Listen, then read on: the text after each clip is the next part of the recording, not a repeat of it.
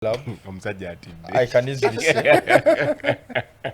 Why? Why? No, Kitara is not a big club. A young player could have gone for glory, but Kado has seen it all. You need experience, and I still insist. The way he set up that goal for Carbon Living. That is not about experience. It is. It is. No. I just wish KCCA, police, one of Bull or Kitara, Viper or Villa go through to the semis. I want a Premier League semi-final.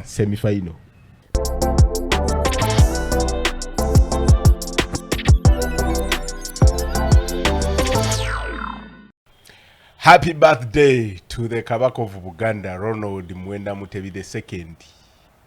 The only Kabaka in the whole world, by the way. Abasigadde ba king, oba simanya kyabazinga, oba ne buli wogamba Kabaka alioko. Actually, tikyetaaga na kwongerako kigambo. Katoga oyo Kabaka. Mukuligeyo mu birthday run. Birthday run. Over 120,000 people. That was quite massive. Actually, it could be. More than that. No, I record breaking. Have we ever had any marathon that goes beyond those numbers? Recorded? Probably not. Thank you. Probably not. Happy birthday, Ssaabasajja Kabaka. Nze musajjawo Ismail Kiyonga ow'Empologoma. Mpera mu maaso go.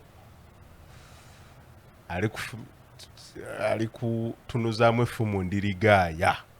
Koma nantawetwa. Tutandike. Edwin. Yes. Is Kitara a big club? By the way, Edwin, what's God. your totem? My totem? It's I'm from the Mbogo clan. Mbogo clan? Yeah. What's your name? I'm Kule Edwin, that is the name. But when you go back to where we come from... No, you come from KCCA. Yes. You are Mukonjo. We equally... No, you are Mukonjo. You don't have totems. No, we equally have totems. No, let's talk about Kitara.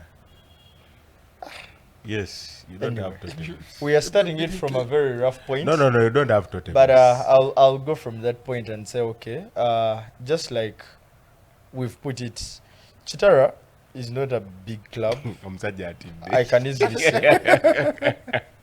Why? Why? No, Kitara is not a big club. Kitara is a strong side, but I cannot call it a big club. I cannot categorize it in the clubs that have been around and have made names. But I can say they have an open check for themselves to ensure that they become a big club. And the trajectory that they are taking, when you look at what they've done, the number of funds they've collected, and the results they are putting together, surely they're on the right track. But there is still much to be done to ensure that they become a big club. Isma, what makes a club big or small? A lot. First of all, at the age, because to be big, especially in club football, you have to have been around for some time. And that sometimes, by Uganda standards, say 3 decades, because we know the lifespan of Ugandan clubs. Secondly, you have to have one, or you have to be winners. For instance, if you ask me the biggest clubs in Uganda, I will say Express FC. They are the oldest team around currently in the Uganda Premier League. They've never played in a lower tier, because by the time the league was starting, that's when it was called Kampala District League. Yeah. They were a part of those teams. The likes of my grand Ali Chitonsa, the greatest goal scorer Uganda has ever had, was part of that team. The team had is it Inconsistency? It had a lot of very, very big names. I don't remember them. British Dafala. Isavide profiled him recently. Yeah, the British. The British. The first Ugandan to play for Manchester United, and the last by the Ibrahim Dafala, British. There is that some history. He was at Man United. Then Express have won 10 Uganda Cup, 10 Uganda Cups. They've won the Sekafa Kagame Cup. They've won the league 7 times. Of course, it's worrying that after all those years, they only have 7 titles. Very, very By end of this season, I think they will be tied with Vipers if all goes as it is appears. And then AC Villa, the youngest of the VEC teams, but arguably the most successful with 17 league titles, 9 Uganda Cups, 3 Sekafa Kagame Cups. Then they played at the finals of the African Champions League, CAF Champions League currently, and also the Cup Winners' Cup, which is currently the Confederation Cup. And they've been here for some time, since 1975. And then KCCA FC, they've been here. I think they are the second oldest club alongside after Express. So, if not the second most successful, because there is that argument between them and Villa. But when you look at the trophies cases present, there are a lot of FUFA Super Cups. Sometimes those are called minor titles, but of course they've won. To me, those are the top 3. And then if I'm to add the big three, then URA. URA started in 1997. They are still in existence. That is around how many years from?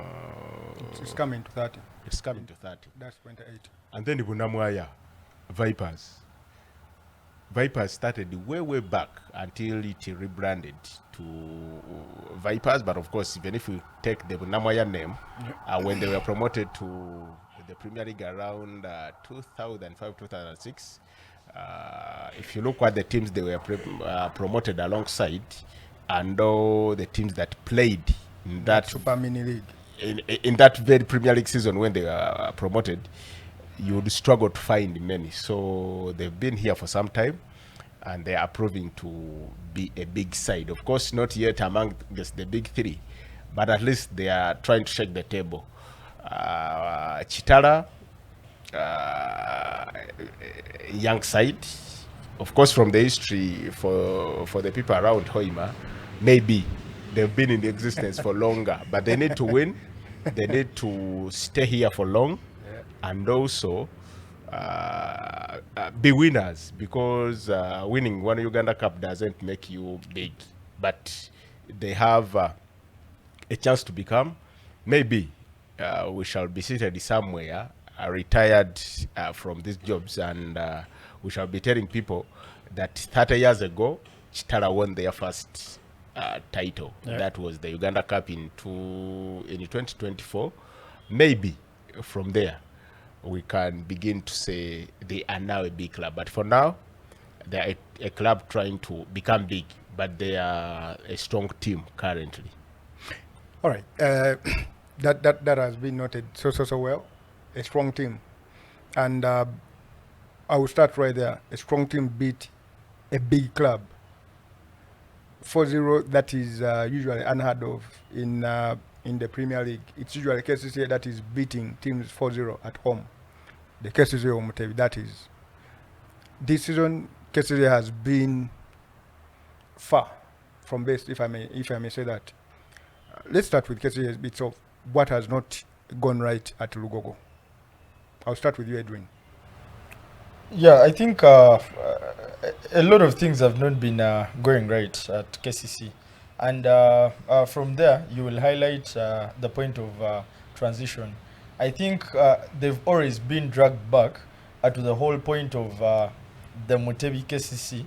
And now it has been a tough journey for them to try and transit from that to build yet another strong side. And I think maybe the management, maybe the players, everyone is still quite held in a shell of what they can be in the post-Mutebi era. But exactly when you go down to what happened in the game, I think KCC didn't prepare themselves enough for this game. And I'll go down to what the coach put on that pitch on that day.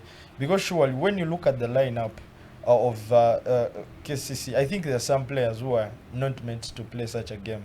Because surely when you're going to play Kitara, you clearly know that this is a side that you called someday a small team. So they are going to come wanting to prove that they don't want that tag alongside them. When you leave that, you also know that Kitara started on a poor run. So whatever they are doing currently is to try and reclaim themselves in a campaign whereby they are now fighting for what could be the best position, if at all they give their all.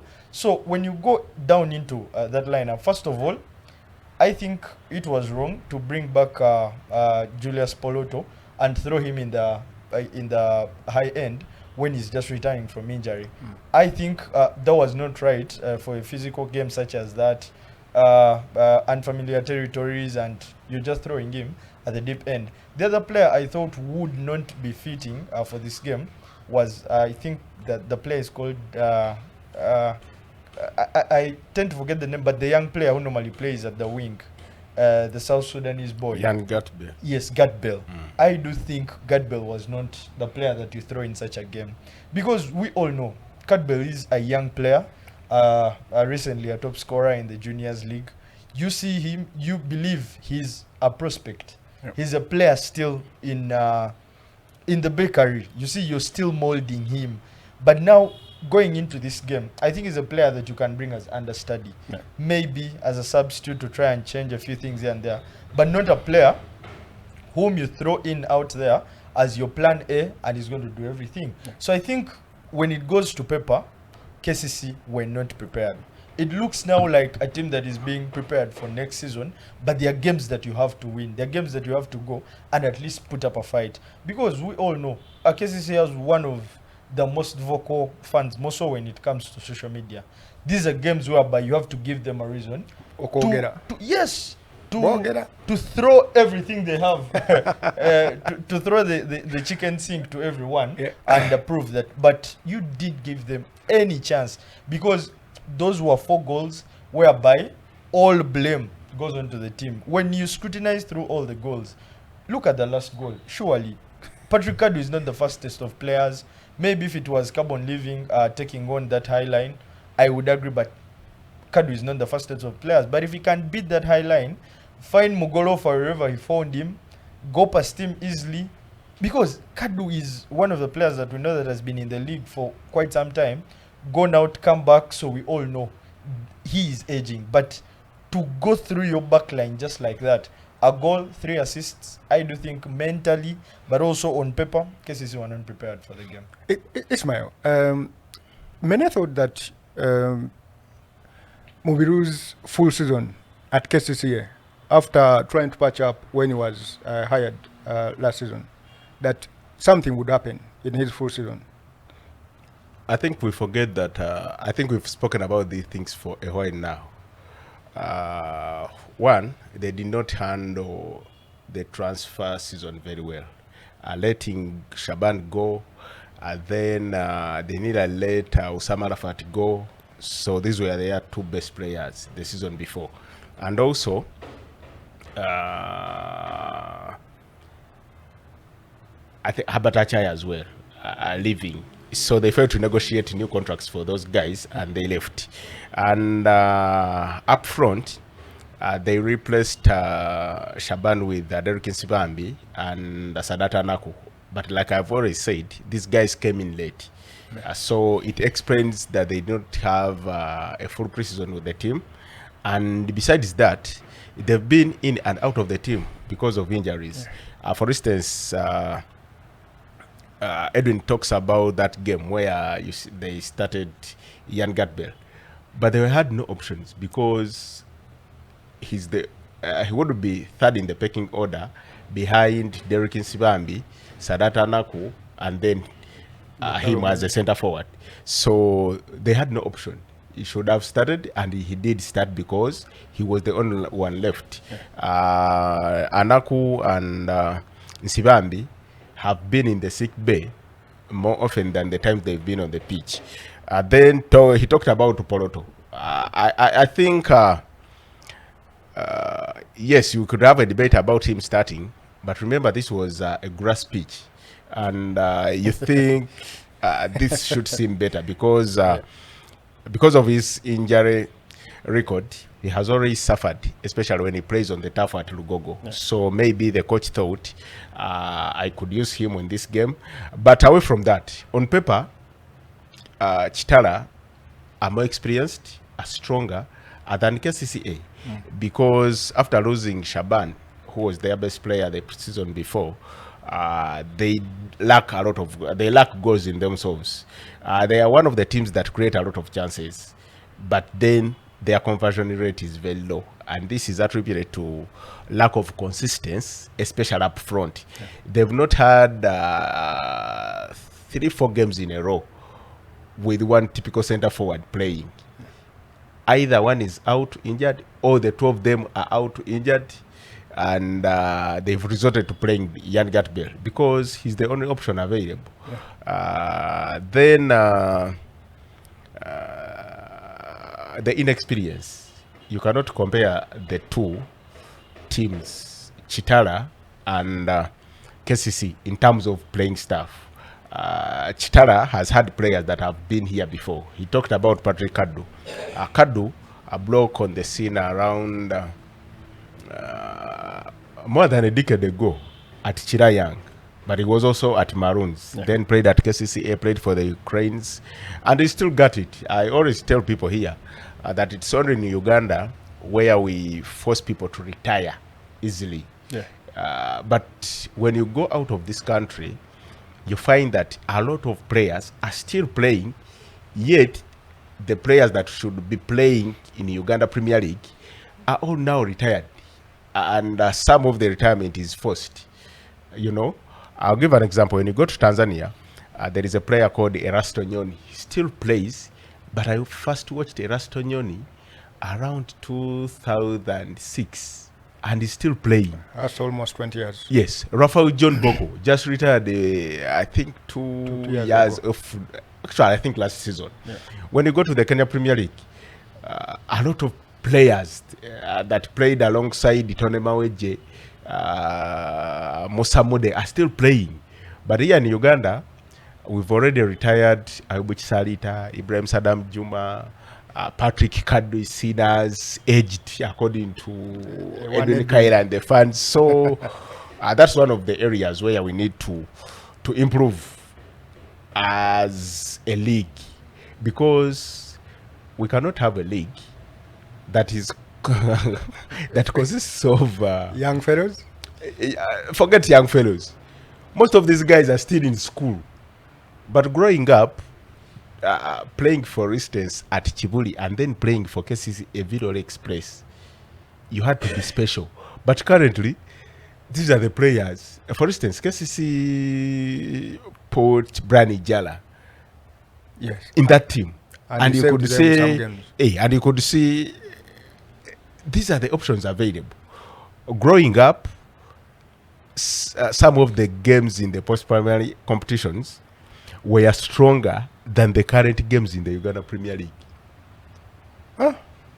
Yes. But you see Kitara with the experienced players they have. Right. It explains why, even after an abysmal start, they are now coming back. Yes, they may not be going to. They may not to win the. They are not going to win the league, as Edwin had thought. Yes, but they are going to be competitive until the end. Yep. Especially causing some earthquakes behind Bull, who also have a lot of experienced players in their team. It saddens me that teams like Express, Villa, KCC have some of the most inexperienced players in their squads. Yet growing up, these were the teams that had the experienced players, with players, say, from Kitara, playing to be seen by Villa, KCC, or Express. Yeah. And if we continue like this, then our league will continue to be at the level it is, which is kind of mediocre. Frank, yeah. I didn't want to interfere, Ismail, but this was my point. If we have a man in Patrick Kadu, I'm not saying he's not fit for the league. I'm saying he's aged. just like Ronaldo is aged, just like Messi is aged, Yes, just but like Benzema is but aged, you see, just like any other player is aged. yes, but when they come, that age gives you an edge over a young player. No, I don't put that aside. I really acknowledge. But what I'm saying, they're not going to be as sharp as they were. Why not? Because So- they would only be blunt if they are playing against players their age. No, a moment. But they are playing against kids. No, a moment. Let me drive a point home. Eh. What I'm talking about is speed. A player who is that aged, I don't expect them to be as sharp as Gavin, because this is a youthful player. They might have their brains sharp. They might know the places to be in. By that I mean perfect positions and all that. But I don't expect them to be faster. Look at that back line of KCC. It had very young players. But Kadu is beating you for pace. You know, get? let me tell you something. There are goals that surely... You're talking about the positioning, the experience, the age. Sometimes it's not even about the pace. It's about the positioning. For instance, you may be positioned in an area on the pitch where not even a pace player can beat you. Just look at the goal he set up for Jody Mugabe the second. Yeah. The experience, the knowledge to know, the intelligence Yes. to know that Judy Mugabe is coming via this direction. Yes. Look at Poroto. Before KCC conceded the second, he had nearly similar chance. But instead of first controlling the ball, because Kusima was already out of goal, Yeah. he instead went for a shot, which was blocked by Kusima. But for an experienced player like Kadu, when you see the way he set up goal number 4, a young player could have gone for glory, but Kadu has seen it all. You need experience, and I still insist. I still insist. No, The way he set up that goal for Carbon Living, That is not about experience. it is. It is. No. It is. It is. Ismail, no, that is just for a player himself as a person. That's what I'm saying. We've seen older players that are selfish. go for- That was for personality. No, let me That give, was let me for personality. let It me was not about let me give you an example. Experience with intelligence. If you understand right now, you will be more understanding in 5 years to come. I'm not saying that the stupid don't grow. Even the stupid grow. And when you stupid and grow, that's where the Uganda saying of Mukadde magezi, but they are also Bakadde abasiru. You Yeah. get the point. But Kadu was intelligent as a player, especially as a center forward when he was young. Yeah. Now imagine, With all the experience, with all the gathered over experience he years. had, with all the defenses he's faced, he now knows when to do what, when not to do what. For instance, the way he set up that goal, any other player would go for glory. would go for glory. Of course, and even if he went for glory, that goal could have gone in, Most likely.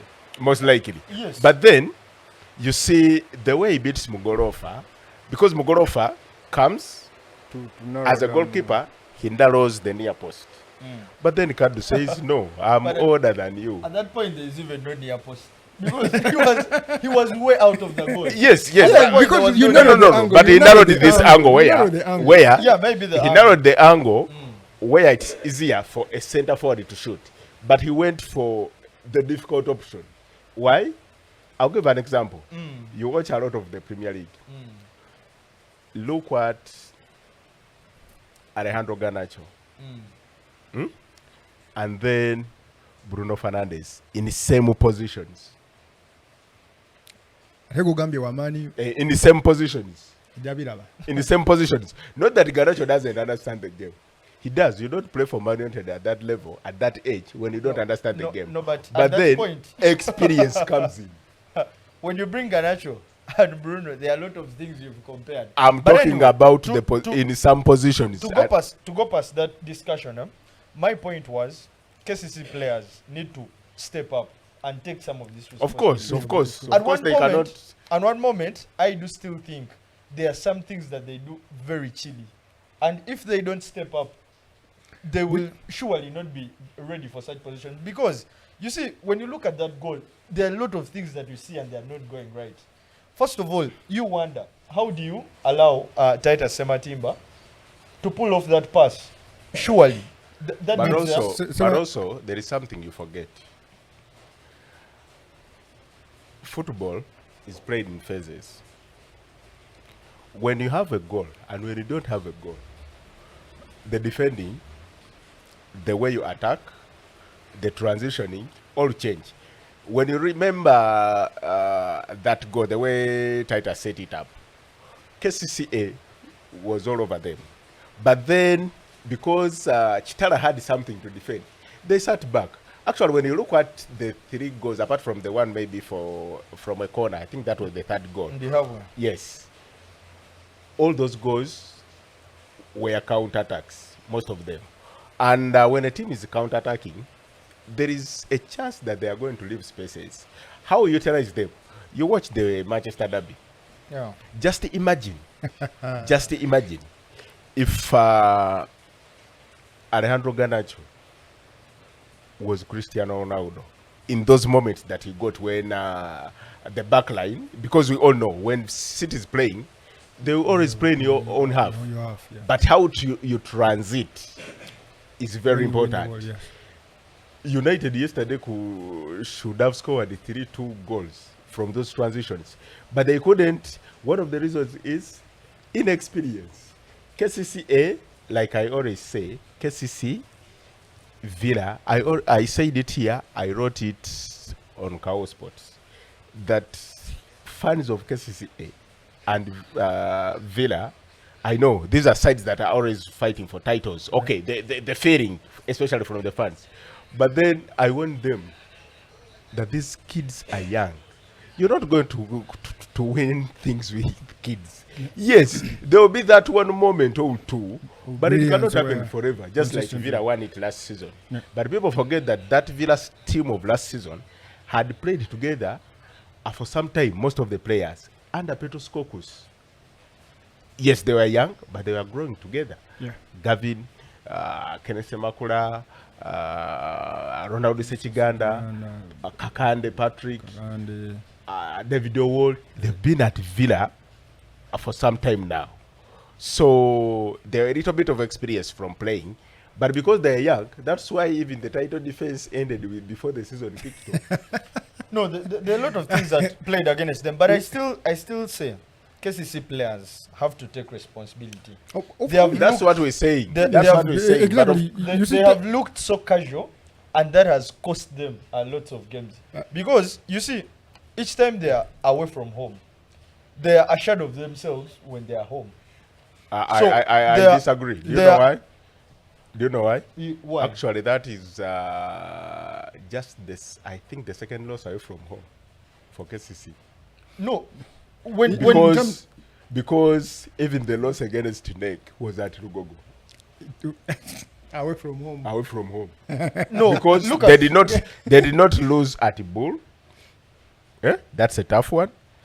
They did not lose in Imbarara, save for the forfeiture because of the miss that they did. Yeah. They did not lose at Chitende. Away from home, they done well. No, look at the game they played against Vipers when they were Chitende.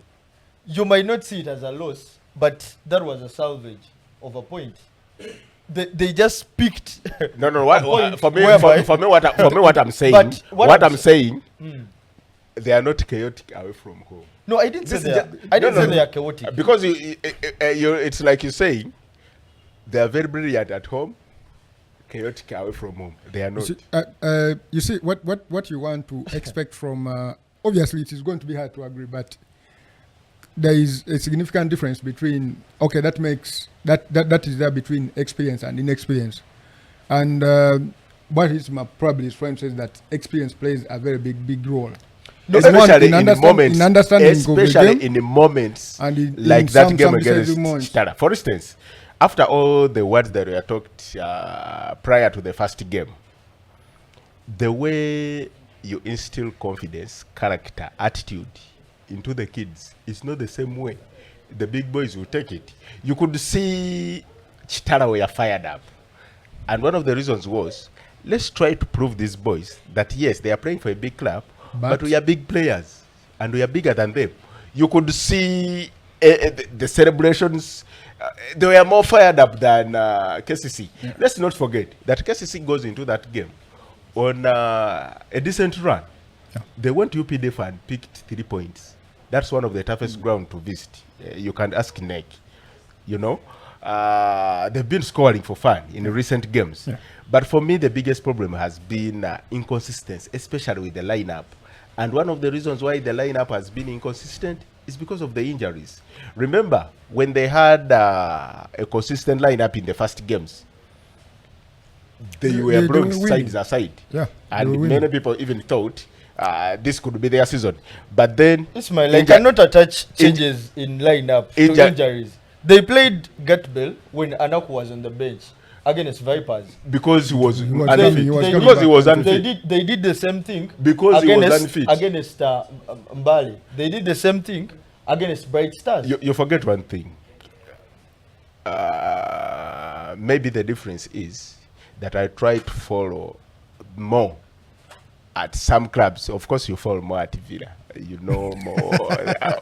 But you see, no, that is not. Not the casual. But the thing is, Derek Nsibambi and Derek Nsibambi and Anaku, I think have not played a game when they are fully fit this season. So I'll go back to your Man United. Sometimes the fans always get ached when they see a defensive substitution for every game. Yeah. But then the coach explains this guy, according to the medical team, was supposed to play this kind of minutes. He was asked yesterday about substituting Maguire for Lindelof. And he said, the medical team gave us 60 minutes. We have to manage these bodies. You never know. Maybe because the injury history of Anaku, even when he was here.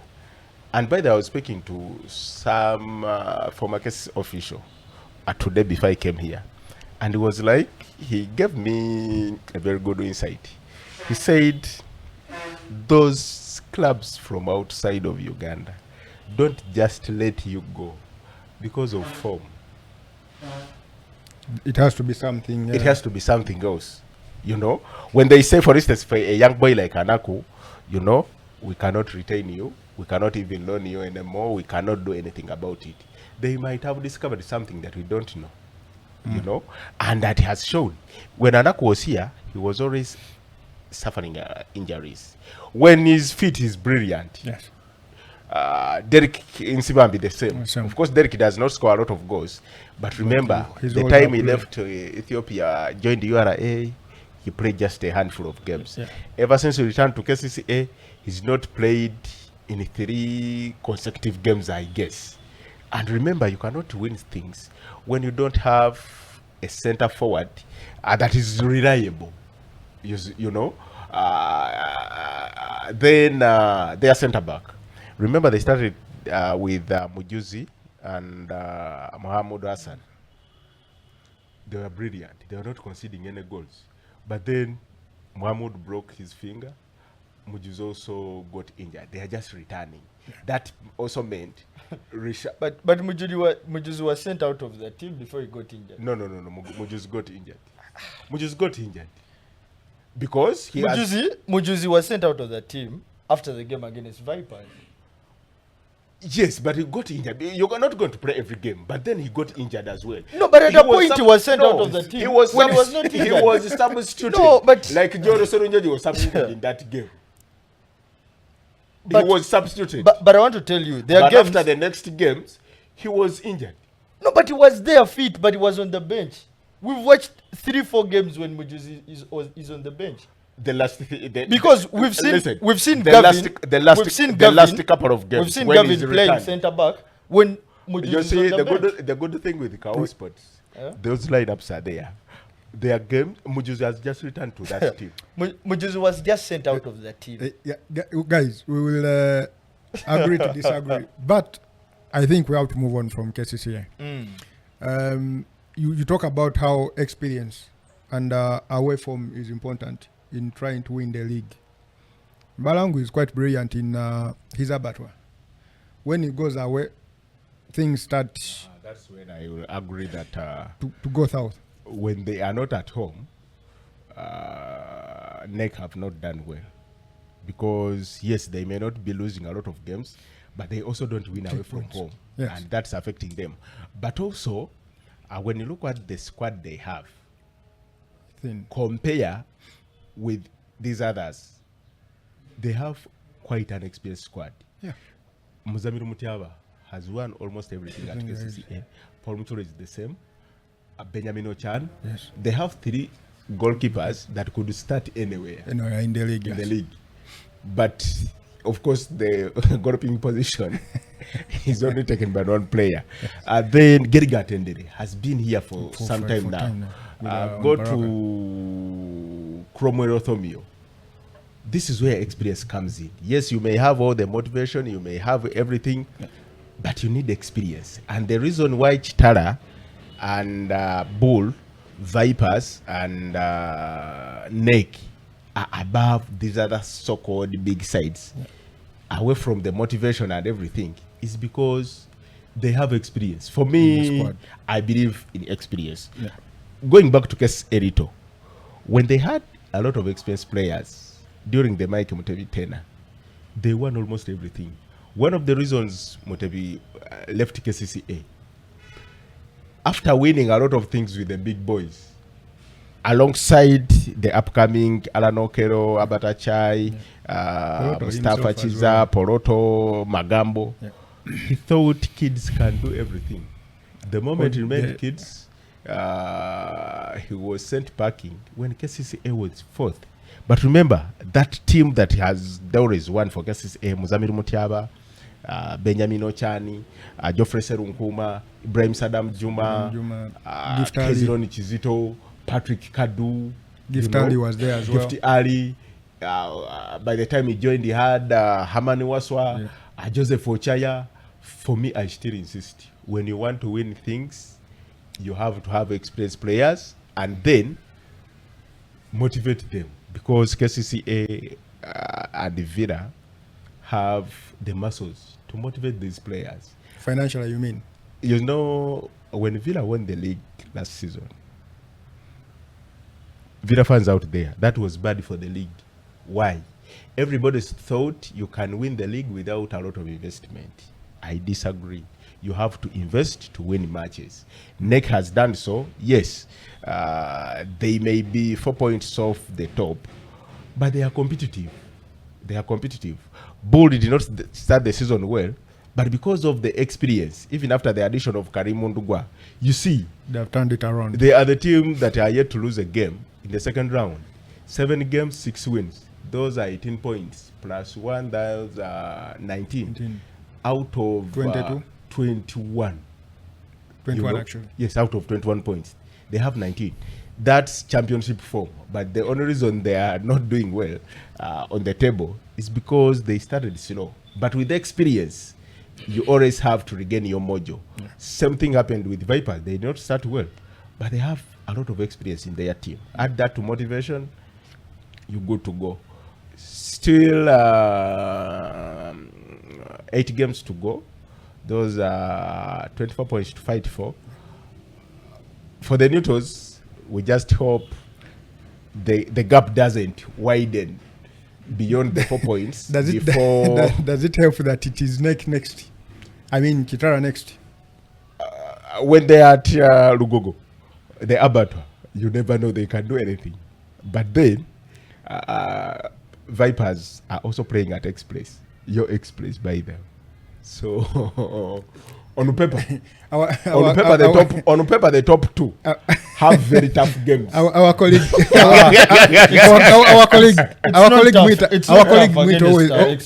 our colleague Meet always says that every time Vipers is playing Express, when they need the points, they will get them. Doesn't matter where they are playing or how Express is Why performing. do you say Vipers don't have a tough game? No, they are playing against a side that is not motivated enough. You see, when you look at what happened in the game against Maroons, I, for one, think at one moment, Maroons thought it was going to be easy. Because even the guys came late. I think they came 20 minutes to the game. They didn't get even enough warm up. Reason enough So- for Vipers to be worried. Yeah, so Vipers should be prepared, and they know they are going to play express. But I think on paper it's going to be a bit easier. Over But Vi- to go back to Over the Vipers, game, again of our transport. I'm not sure about that. But when you go back to the game, And there is between a the- coincidence, by the way. Every time Express is about to play Vipers, they go into financial problems. no, but it was 2 games earlier. We don't want to drag so much the coincidence. But when you go back to NEC, I think NEC have put themselves under certain kind of pressure. It comes down from the management and through the players. But I think, yes, it has not worked out away from home.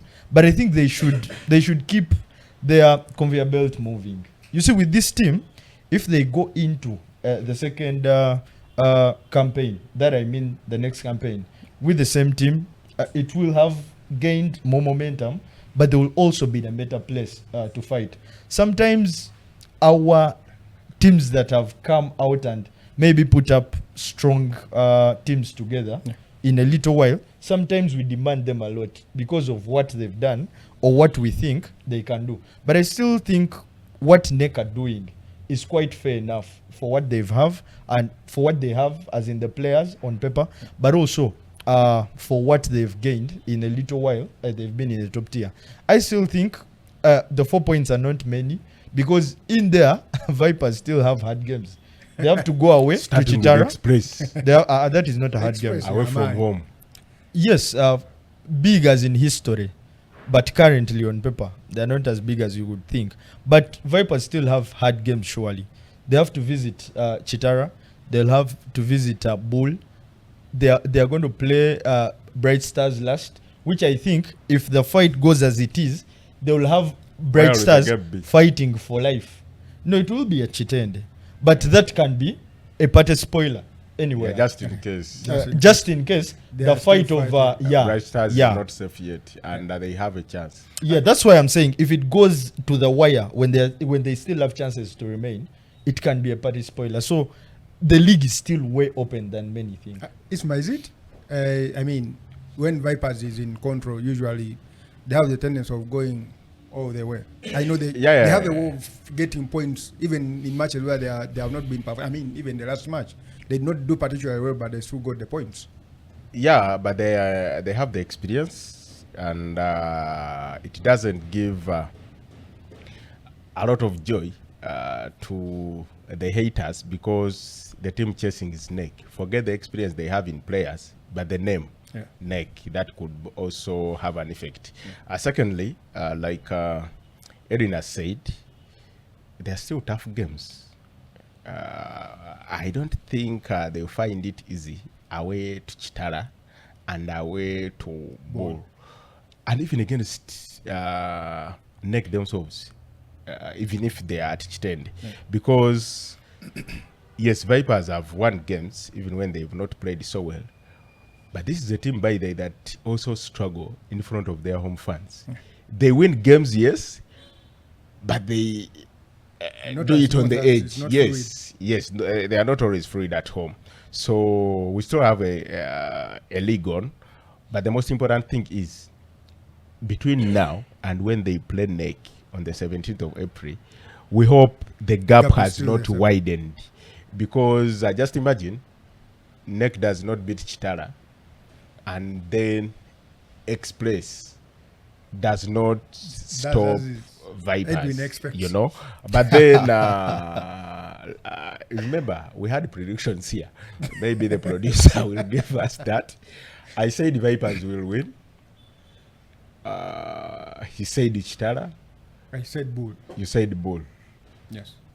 Hey, by the way, we are the top 3. No. You guys not in the top 3. You gave Kitara. Kitara is 4th. But Brian Senyondo spoiled the plan. But But yeah, talking Brand Senyondo, are we going to the World Cup? of course, there's still a chance because the team finished 3rd, so they have another game to play. That will be a placement game. There are 10 slots to take, and 8 will be for the top 2, and the other 2 will be for the best 3rd. So I think there's still a chance. But according to how the team has fared, it started on a very poor note. A 5-0 against the host. That was a bit brutal for these young boys. And for me, I see it from a point They of were also beaten by young boys. yeah, but I see it from a point of mental health. These are young boys. You will do a lot to motivate them after them swallowing 5 goals. But how they turned up, From fellow young boys. yeah, but how they turned up against Tanzania was quite decent. Yesterday, you felt the gap was not too big, but we were not so sharp up front. I still think we created a few chances. We looked than we were in the first game. When you look at the way we conceded the first goal, it was a bit naive. Like, we would have done better. That back line would have done better, but it was a bit naive. We get the equalizer in such a stellar fashion, quite a good volley to take home, because the control and finish was quite good from Torach. Our keeper still saves us against the penalty, but then we fail still to kill the game. Whereby I still think Torach, the boy in Okelo, and then Boge had a few chances into the game that would take us further, and we were punished in the which I think was still a painful result. But at this level, I still think it's a learning stage.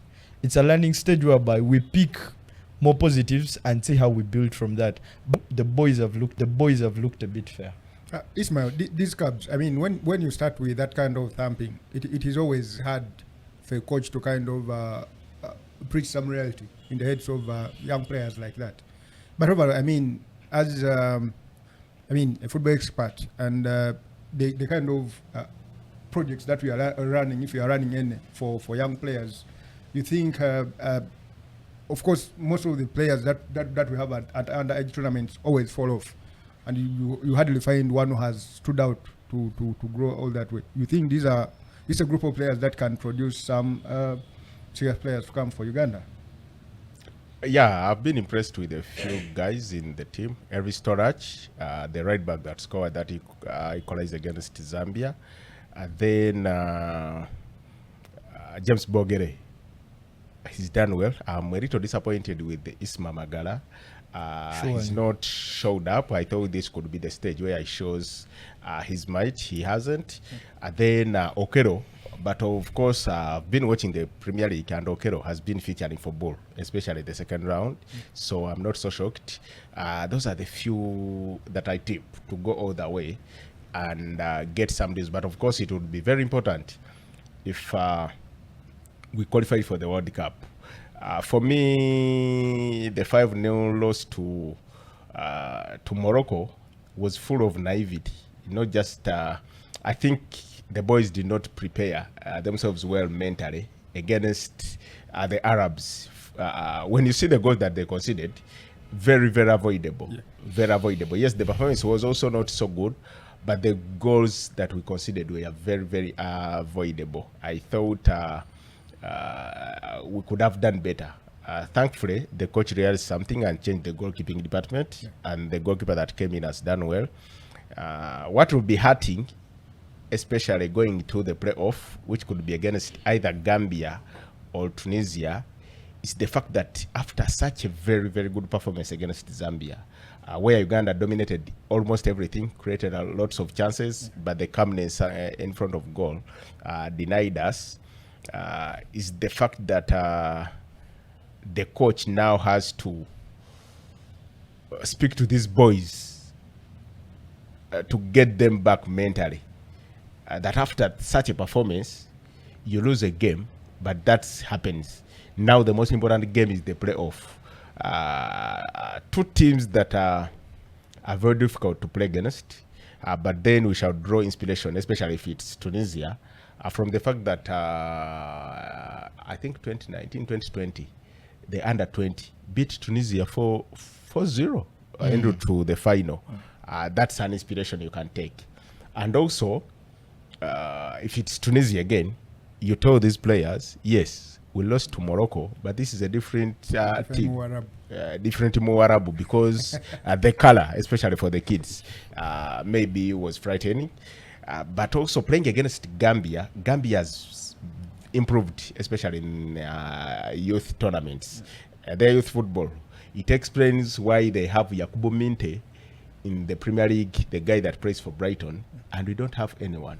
So, for me, my biggest fear going into these tournaments is playing against a side that has played at the World Cup before.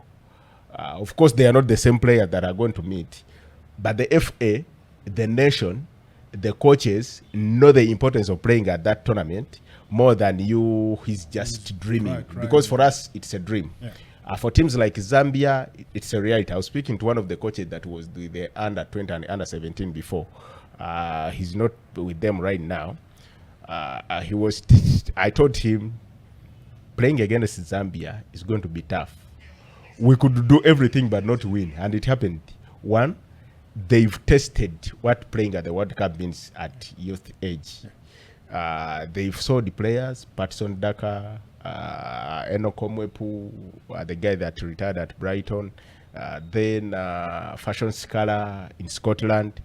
They know, for us, it's a dream. We've not achieved that. Yes. Even at times when we had very good tournaments, our key players have fallen off the radar. Yeah. It's very disappointing that in 3-4 years, you will find 2-3 Zambian players in top leagues.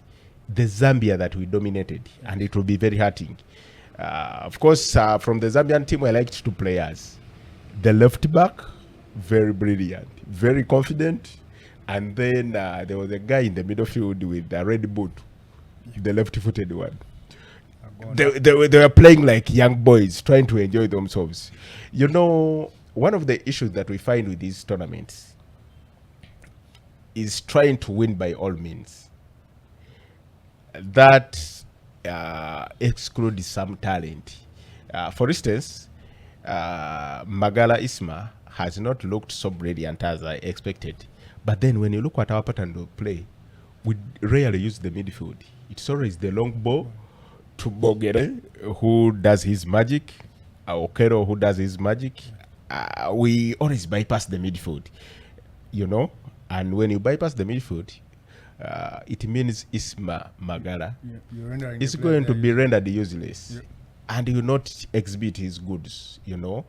These tournaments are for exhibition. Yes, you may lose a game, but 2-3 players should look good. The Zambian goalkeeper did. Their left back, that guy in the central midfield, fantastic. It's very easy to lose 5-0, but have 2-3 players quoted by big clubs. Man United are currently weak. You never know. They have not had a striker in a long time. James Bogere is here. You man, you tell your Man United guys, we have Bogere James. They are giving a chance to this guy, the Nigerian, Chido Obi. We've seen Patrick Dogu. We've seen United give chance to the younger boys currently. Yeah. They should come and take Isma Magala. If Koya Galiza was a person, they should come take Isma Magala for Bruno Fernandes. Bruno is aging. Yeah. That boy can do the job. The goalkeeper, they don't have a goalkeeper. Yes, they have Andro Nana. But that Ugandan goalkeeper saved the penalty. And just before he came on. Yeah, but the thing is, I still believe Uganda is going to go to the World Cup. And that's my dream. I've always dreamt about that. You believe. I've always prayed for that because it's time to dine with the big boys. And when we go there, I want us to draw Spain, Argentina, Brazil, England, those kind of big boys. So that we show them what we can do. And maybe from those games, maybe this is the honor hiccup as to why we've not even had players playing in the top leagues. Qualify for the World Cup young, and impress, and go to Arsenal, Man United, Real, Lyon, any other team in Europe. Even Norwich. Anyway, Edwin, of course the Uganda Cup draws were held today. People look at the standout fixture of SCV and Vipers. But the last time KCCA played at Chamate, you probably wasn't in this job.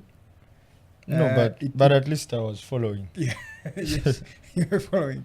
So the last time... How old were you 10 years ago? I was following at least. I can be sure about Again, it. In which primary class? Yeah, Because so, I know Raymond, 2015 was a toddler. Raymond is our producer, one of our producers here, by the way. Very top guy. The one that kwedira mvubu in Busoga and in Jovu in Uganda.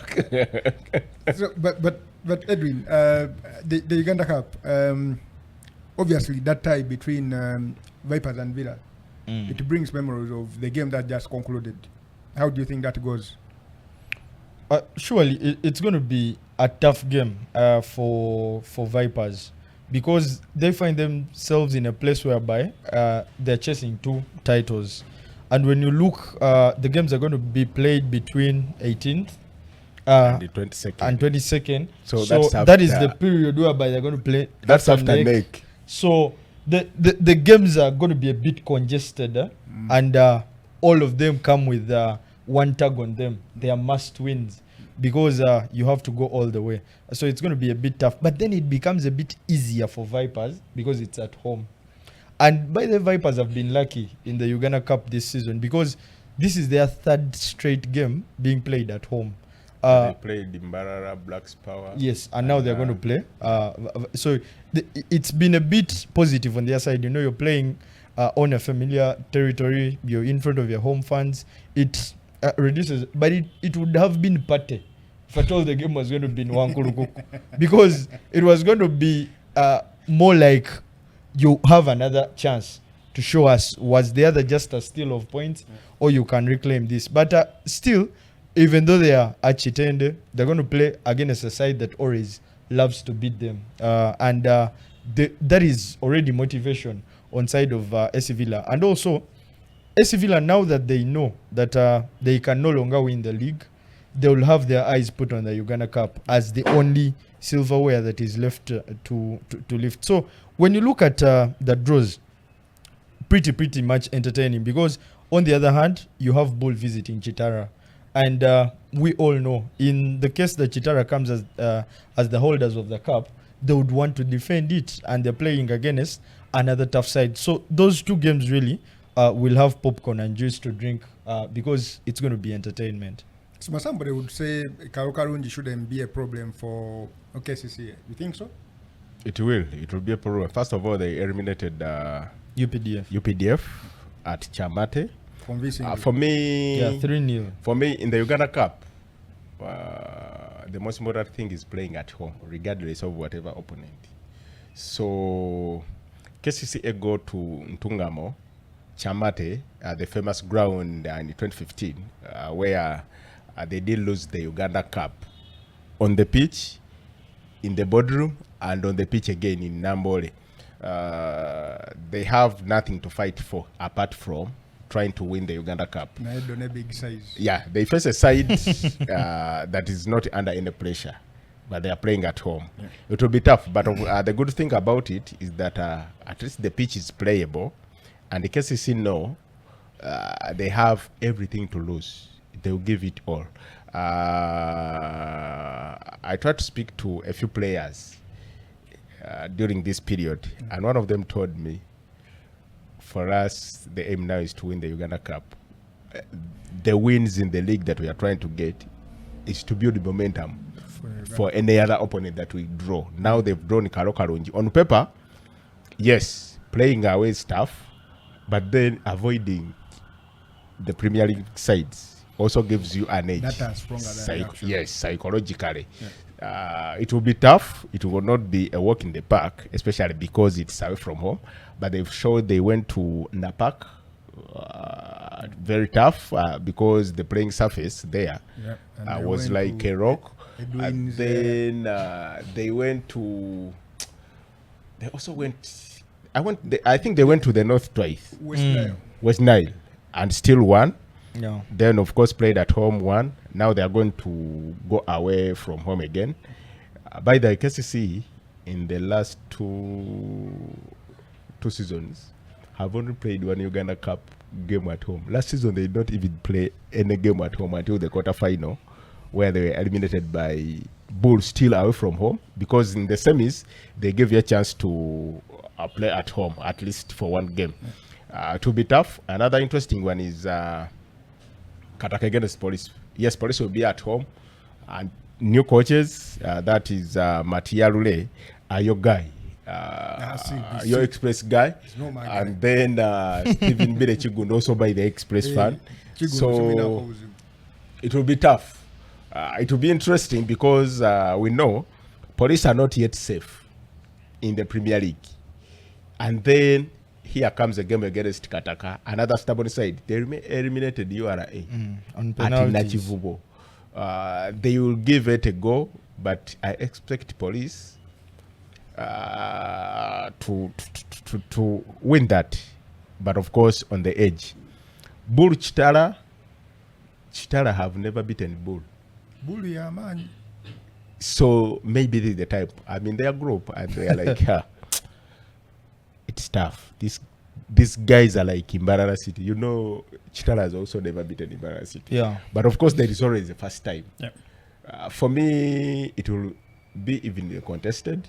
Two experienced sides in terms of playing staff. Two sides that want to destabilize the status quo. We saw they've won the Uganda Cup, by the way, in recent years, the two of them. Beating Vipers, and of course these ones beat Neck, but also Enroll they beat Viper and Villa. So it will be a game that will be very, very nice to watch for the neutrals, and I hope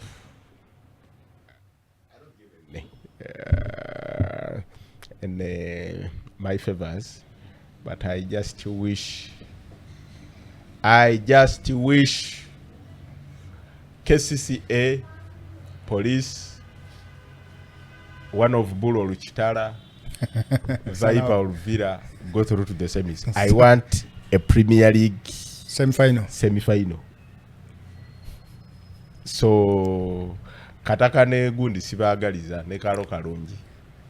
Saagala bintu byammwe byaki. Let them concentrate on promotion. But none of them is in the fight of promotion. So But there is still a lot of games to you know when you talk about that. But does Kataka want to be promoted? I don't know. I think they are just chaotic. They are just there always too. Like the late Kasiria Gwanga said, Aston Villa tabula butabuzi. Kakati. They never get to qualify. They never get even near. But no, they are always part last of the season they big were league. very close.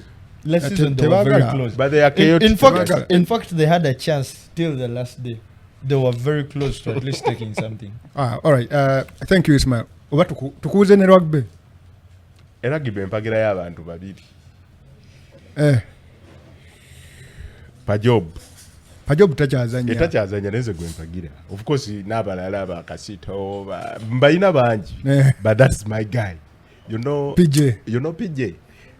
I think kano mukasale muka PJ wafuna omukisa n'ofuna Irene Ntale bwoti n'akulema okugamba yadde ekigambo. Very fake man. Just from Humza, how was your weekend? My weekend was very eventful, starting from Friday the some rugby, then Saturday, then Sunday. Yeah, so I had a very beautiful weekend. You know, it's our impis. People have been in suits, or should I say, sweaters and all that goes in impis, but that's all right. Let's dive into that playoff Friday. I mean, Sharks host Heathens at Chadondo. Sharks pretty much dominate the whole of the first half almost. Outside over the opening 5 minutes or so, but Sharks dominated that first half of the game. But they did not make it count, and eventually losing by 41-26. Kevin McMott, the coach of Sharks, sat for nearly 10 minutes after the final whistle. He couldn't get out of his seat. First, what did you make of what did not go right for Sharks in that first half? First of all, Sharks in the first half, you could say that they were the better team. They dominated, even going into the break with a 16-10 lead. However, in that first half, they were making very many bad mistakes. There is a point where they should have taken 3 points, and they decided to call for a scrum because on the day their scrum was better than the hidden scrum. So they called for a scrum, then didn't score after that. Yeah, but then they somehow wiggled and got that win, got the first half win, and you could attribute that to the yellow cards in the hidden camp. Yeah. When a team goes down, I mean 15's rugby, when a team goes down by a player, you won't realize the gap is big. That can be exploited. And you talk about the decision making that was happening for the Sharks. I mean, when you have two very, very, I mean, as players, they're very good players. I mean, you have Wathum, you have Kevin. You won't think decisions have to come from the bench to go onto the pitch. You know, in a game like that where you're playing against an experienced side, you don't want most of the decisions to be made on the pitch. As a coach on this one, you have to be pushing decisions on the. You think they did enough to get that? No, you see, you don't put this down to the coaches. Ideally, the players on the pitch have the final decision with their captain. So on the day Israel Makwa, who was their captain, who was their fly half, he should have been able to communicate with his captain, David Dawan, and they make the right decisions. However, they seem to be rushing into some of those decisions, even scratching and restarting very fast in some really dangerous areas in their own half. So you would think that a team with players of that quality and coaches of that quality should be able to make better decisions on that pitch. And when you're dominating a scrum, I mean, people talk of how people dominate a scrum but get nothing out of it. When dominating a scrum like that, that has that is save-lever-less. You want to make the most of taking the ball outside. I mean, not that they have the best outside backs, I mean, in the league, but at least when you have the ball going outside to your wing, you should be able to score. Yeah, ideally you should be able to score. Now, for example, the first yellow card, which was Aaron Ofoiroth, when he got that yellow card, the Sharks decided to call for a scrum because they would understand that there is a man less in the back line, so therefore they are able to exploit that space. However, that wasn't to be. Then also Sebuliba got another yellow card, which wasn't punished again by the Sharks. To my calculations, the Sharks only managed to put up 13 points against 14 men during those intervals when Hiddens was only down to 14 men. That's, I mean, again, it is always, I mean, at this point of the season, experience always plays a big part. And Hiddens in that second half was a different animal, totally. Man, Hiddens, especially that back line, you know, we have always known that they have the quality in that back line. When you begin from Kato Nicholas at 9, Aaron Ofoiroth, you go to the wings, whether there is Cloud Otema, whether there is Nobato Ken, the centers, they have the quality in that back line. And finally, that back line managed to click, and that's when we saw some set piece moves that led to tries. For example, there is one that Michael really enjoyed, that try by Nobato Kenny, that was set up by Innocent Gokto. That was a beautiful off the ground. Yes. You can tell that they've been working on this, and it is finally clicking. I mean, Saturday. I mean, last time we were here, you said Cobs would. You said Cobs are not going to have a lot of trouble. It rains in the morning. I mean, it is almost rain season, I think, in Uganda, or in Central at least. And obviously, there is going to be situations of wet balls. For a team that plays quite expansive like Cobs, you won't think they have to prepare for situations like that. But they did not. And that game against Buffaloes, I think, shows a bit of ill preparation when it comes to playing with the wet ball. You think it is just that alone that made the Cobs lose that game? Not really. First of all, shouts out to Chad Dondo and your management. The pitch was surprisingly good for all the 4 games that were there, even up to the Buffaloes and Cobs game. However, we can't deny the fact that the weather was an equalizing factor, especially for the Buffaloes, because for the first 2 or 3 scrums, the Cobs were dominating those scrums. Then the Buffaloes prop had to change boots into something that is more suited for the weather. Then after that, it was more fair. Yeah. However, you are talking about the expansive rugby. When they tried to play it on the day, they were punished. There is that try that Omara, some kid called Omara, the fullback, there is that try that he scored. Yeah. You can tell that Cobs was trying to go back to its usual expansive running rugby through the lines. Yes. And when they did that, they dropped the ball and they were punished. So they should have stayed in the forwards play because there it was more balanced. But yeah, it was a game that none of us expected the result. Yeah. It is somebody would say it is a small margin, but starting a game when you're 10 down doesn't, regardless of how good you are as a team. I think it is very hard if you don't get that margin wiped out in the first 10-20 minutes of the return leg. Ideally, in that return leg, you'd have to first score 2 quick tries, or score a converted try plus a penalty, or a drop goal RFC, as they have come to be known. They'd have to do some magic in order to level the ground, then try to get ahead in that fixture in the return leg. Now, how does Mudol and Selyang get their team in order? First of all, their line is already sorted. That has no question. Then we get to the position that is right now a national pandemic, the hooking position. Yeah. Edwin Sempe will put up a few good throws in that first half. Then Trevor Minor came in, and that is the worst that I've seen Minor, and he has had better days. Yeah, but Pirates, you said Pirates is going to have a walk in the park against Walukuba. They got quite ambushed. And that wasn't a result. The result was expected, but the scoreline, that wasn't the scoreline we thought Pirates would. Again, of course, it rained in Ginger as well, and they played with a wet ball. You think whether it's going to have a lot to do in deciding games in the playoffs? You see, the thing about playing Walukuba in Ginger at that Abel Daira Memorial Stadium, there have been allegations that those guys actually adjust the pitch. So when they know you're going to play a running game, they make the pitch smaller. When you know you're a heavier team that loves to play contact, they make the pitch wider so that they have more spaces to run into. And also the pitch is very soggy. So ideally, when they come to Kampala, KPA also isn't the best, but at least it will be in better conditions. And that's when I think the Pirates will be able to blow the Walukuba Barbarians out of the water, unlike in Ginger, where it was so close.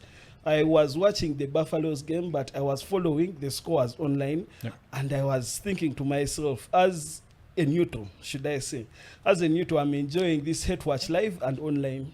Hey, as a Pirate set, I just say that. As a neutral. Don't feel ashamed about it. But I was at Chadon on that Friday game. Edwin, his friend, I was telling them about the game they are going to play against Hippos, that they may find their scrum taken up to the bar. Pushed into the bar. But I mean, Hippos, when they get that win at Legends, you think that is a done tie? Yeah, I think it is almost dusted for the Rhinos, for Edwin's Rhinos, because getting that win from Damwaters is going to be a very hard paper against a team that usually loves playing at home. I think in the last 2 years they have only lost 1 game at the Damwaters, so it's going to be a very complicated game when they cross the Nile. Okay. These ties, we went into that series thinking Pirates going to have the easier game, but they have the smallest margin of the winning teams. But anyway, that's Sunday. That is when you see people who have been to rugby schools come out the finals at Makerere. So the finals at Makerere, Namilyango was in all the finals, and they managed to win the first 2 finals, that is under 15 and under 17. Then they fell way short below their standards against a good King's College Budo team that is well coached by Coach Brian Makalama and Joseph Aredo. And one would have thought that maybe Namilyango would have come out on top since they had... So you guys are not putting Ernest in this? We are coming to a special consultant, Ernest. Oh, he who was was a also water doing boy. water boy duties. Yeah, so Namilyango had an easy way to the final. They played Makerere College School in the semi-finals. Then they find a tough Budo team that played against SMAC. Two interesting legs, one in Budo, of course, then the other being at St. Mary's College, Chisubi. Yeah. And glimpses of what happened in the Chisubi game also came back in this final against Namilyango, where Namilyango piled the pressure for the first 20 minutes and only managed to get about 7 points, was it? Yeah, 7 points. But they piled the pressure, and the Budo defense was so resolute. And that explains how they managed to get there. And when they started playing, when they got on the front foot, it was the floodgates just opened for them. What is the excitement about schools rugby about? I think the excitement about schools rugby is those guys, as someone was saying, high school players have passion. They are not playing for anything else other than the badge. Yeah. And now you find that they have OBs and maybe OGs for cases of like Makerere College School who are still attached to their former schools. And those are the people that manage to fill up graveyard, and they put up numbers that almost rival those of the mighty Makerere Impis. Yeah. Is Joseph Aredo welcome at Namilyango? Well, he had to do it somewhere. Aredo might need to find another location. He had to do it somewhere, but he has the backing of his best friend, Ernest Akwerebirungi. I want to understand. I mean, you were at that game in terms of skills play, of course. Outside of the passion that these kids are always going to show, to play with passion and all that, but of course, rugby is a game of skills. I mean, in terms of skill, when if a scoreline that of 26, it means there was some sort of open play, and the set pieces of Budo. At least I saw some on TV on the stream, and it was quite exciting. In terms of skills, how do you rate that final? Those two teams. Those two teams, those kids, first of all, they have all the soft skills. They can pass, they can catch, they can kick. Their set pieces were on point. They were throwing very well in the line out. We only saw one scrum penalty the whole game. Although Bodo was dominating the scrums, Namilyango was able to get out their ball and they play. And when you watch those kids flow the ball, you wonder why we can, at senior levels, these things do not translate. Is there some sort of lack of transition from, I mean, school to club level, you would say? Well, there is a clear pathway, which is the development sides at the clubs. For example, the second sides of the clubs. Yeah. So, for example, Pirates has Sailors. Sailors has about 90 kids. When will they play? Oh, yes. Okay. And, I mean, you talk about the coaching. Is it that it was a battle of coaches that Makarama and Aredo were too good for their coaches? You see, when we talk about the coaches, especially the Budo coaches, and you see where their teams are right now.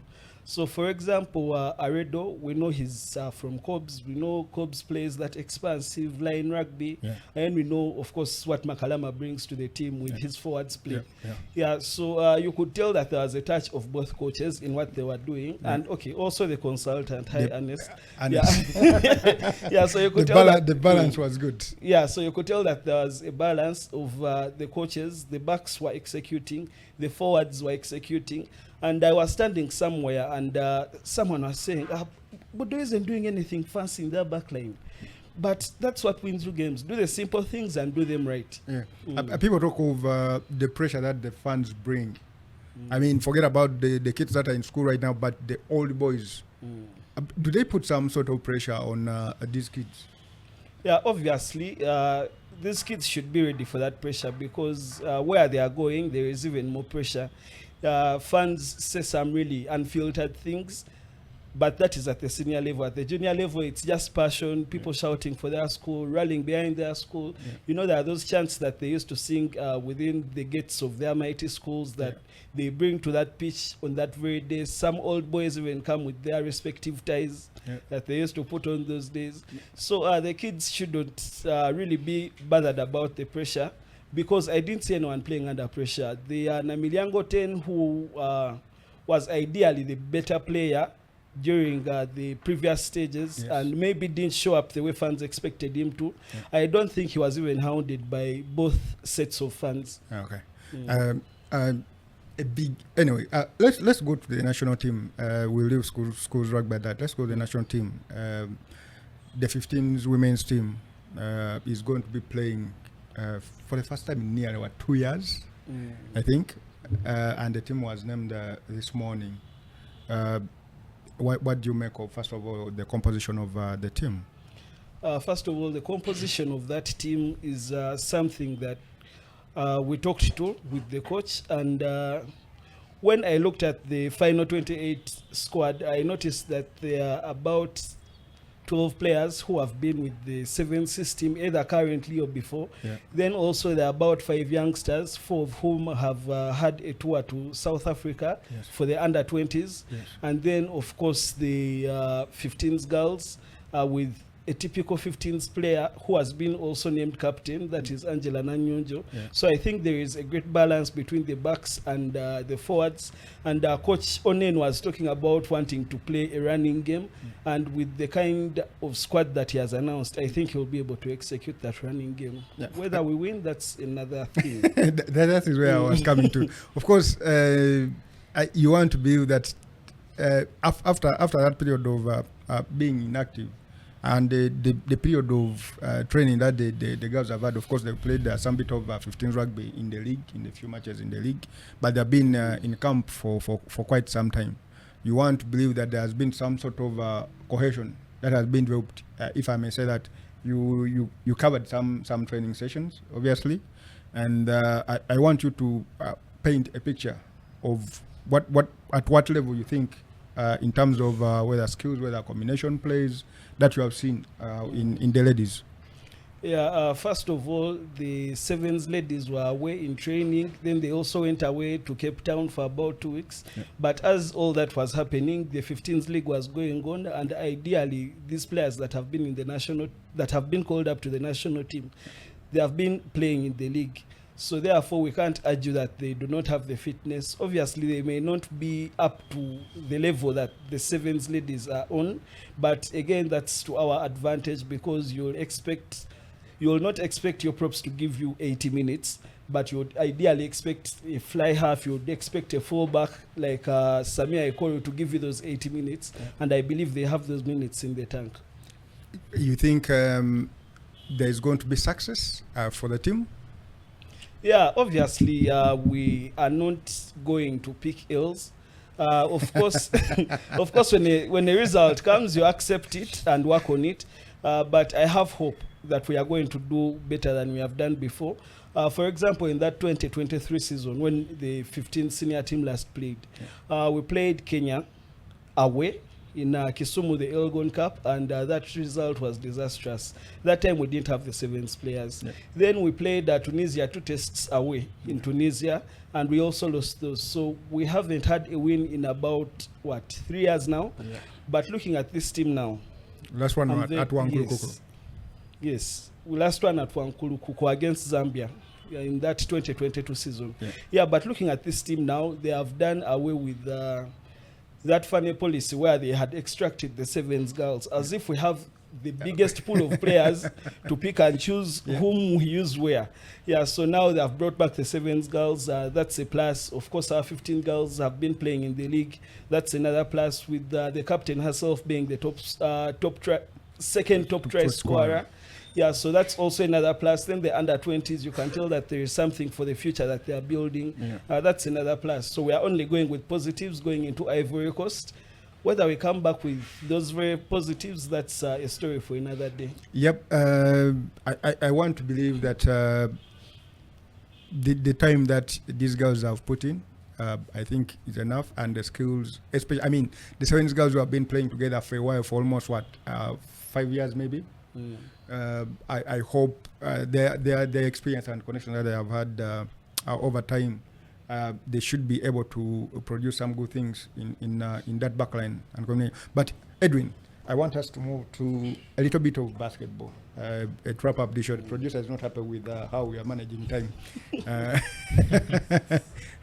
So Friday, you were at Ugogo, I presume. I want us to focus on Jetty Jaguars and Nam Blazers. Prior to that game, Jetty Jaguars had convincingly beaten St. Oilers. And Nam Blazers had nicked just St. Oilers. Game comes, it's a bit close in the first half. And then the second half is one way. Namuwongo blows Jetty Jaguars out of the arena. What did you see in that game on Friday? Yeah, first of all, the game was end-to-end. I think for at least the first 2 quarters, because you felt the players had come into this game. By that I mean the Jetty Jaguars. They had come into this game believing that there is something possible that they can pull out of the game. But I think then later on, they got a bit excited that they started to go out of structure. When you look at the first 2 quarters, they were playing a bit of zono, but also man-to-man. So they were flowing with the game, not too excited, but they were allowing to move with the game. So I don't know whatever the coach told them in the halftime talk, but I think it went against the plan of the game, and they were battered. But while you want to look at that, you also want to believe that now Nam Blazers are starting to find a bit of cohesion. They are becoming a team. Yep. Unlike what they looked like in the first game, or when they were playing City Oilers, you felt that was more of good players put together, and the system is just starting up.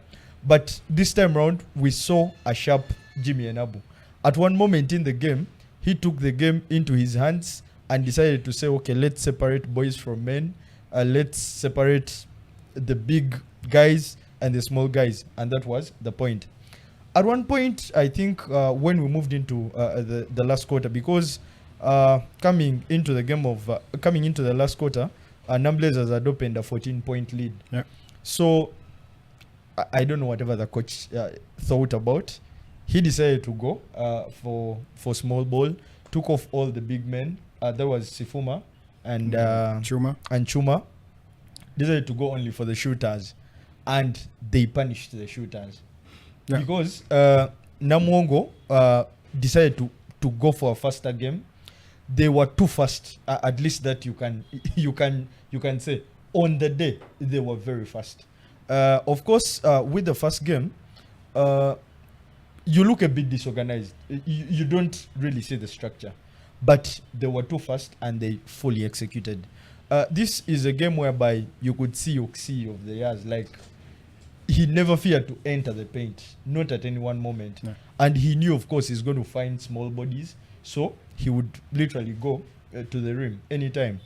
He was in double figures because he had a double score, double rebounds. So that was quite big for him. And now, when you start to see the 3 quality players that we want to say were added into that team, that is Jimmy, Oxy, and then Rileba. Yeah. If you start to see them coming into sync, then it's sounding bells for other teams, because it then becomes a bit dangerous, because these are players that have been in the league for time. They know when to slow the game. They know when to be fast. They know when to play whatever they want to do. And this is a day, at least they took us back to memory lane. This is a day they gave us a bit of what we've always had as stories, that Jimmy can do coast to coast anytime and is not tired. He tried that. But we need to measure Jimmy Enabu's hand. I don't know if it is something possible, but I feel the length of the man's hand can literally do anything whenever he enters the paint. Because whenever he decides to go on the rim, it becomes so easy for him to make that layup. And we are waiting to see, because the day after, Jetty played a game against Dolphins, yep, and they still looked poor. They won the game, but still looked poor. If you want to know that they looked poor, you could feel the coach's voice from the locker rooms when you're in the arena. That's how much the coach was shouting at these boys. and telling them that they need to get serious. Tomorrow now. But anyway, right now, right now you would say now Blazers a symbol there. Is that right? Not really, not yet. Really. But you just said they looked a bit fine. Cohesion was there and all that. Yeah, you've always told me to choose right words, and that's why I went for a bit. I still do think there are players that are not yet there. Like, they are not yet there. Yeah. And you understand, we are just a few games into the campaign. There's still a bit more time for them to become a team. And that's why I say they are not yet at their best. I still think on a day, you saw Drileba getting a bit frustrated, more so with a bit of plays that were not going right. Yeah. Maybe with a few players, at least you could see how he was talking to Obleng, to mention. He saw players that were not in class. Yes, so that's why I say they still have time to get better. And that's why I say they're not yet at the A zone. But they give you reasons to hope and believe that they can do better, or they can go all the way and finish up the assignment that we've given them as a basketball fraternity. It's until they are starting too. Surely. I mean, when Sudi tries to get his players right like that, at least he got what he wanted from Peter Sifuma in that second game of the weekend. Yeah. As we wrap up. In fact, the man said, "Look at these men who are counting my money." It was very clear that he's not ready for any. Anyway, thank you guys for coming through. Edwin, Joseph, and Kojais Machionga was here. It's been your weekly Wowos. But producer, but again, I'm very happy. That is how it is going to be almost, I think, every week until a few things are sorted here and there. We'll see you again next week. Surely.